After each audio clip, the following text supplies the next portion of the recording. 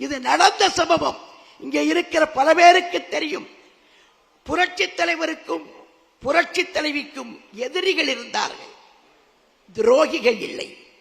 ஆனால் நம்முடைய அண்ணன் எடப்பாடியாருக்கு எதிரிகளும் இருக்கிறார்கள், துரோகிகளும் இருக்கிறார்கள். இந்த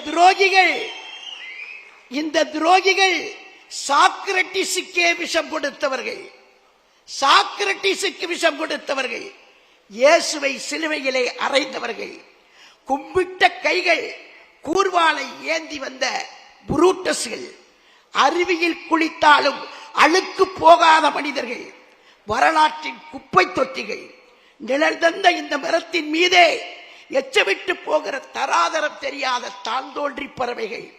எத்தனையோ பேர் இந்த இயக்கத்தை காட்டி கொடுத்து விட்டு போனார்கள்.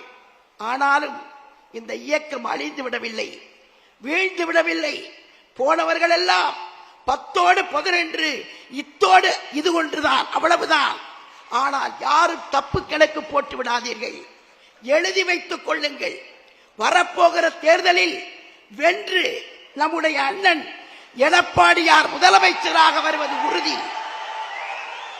அதை எந்த எரிமலையானாலும் புயலானாலும் பூகம்பமானாலும் தடுக்க முடியாது.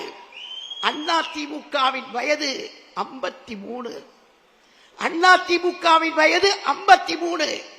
அது இன்னமும் போர்க்குணம் கொண்ட புலிதான். நெருங்கி பார்க்கலாம் என்று நினைத்து விடாதீர்கள், வாளை மிதிக்கலாம் என்று துணிந்து விடாதீர்கள். எச்சரிக்கிறேன், புலி இப்போதுதான் வேட்டைக்கு கிளம்பி இருக்கிறது. அது நேராக கோட்டைக்குத்தான் போகும். கோட்டைக்கு செல்லக்கூடிய நாள் விரைவில் இல்லை. நம்முடைய அண்ணனுக்காக, நம்முடைய எஜமானருக்காக, நம்முடைய தலைவருக்காக கோட்டை கதவுகள் திறந்திருக்கிறது, சிம்மாசனம் காத்திருக்கிறது.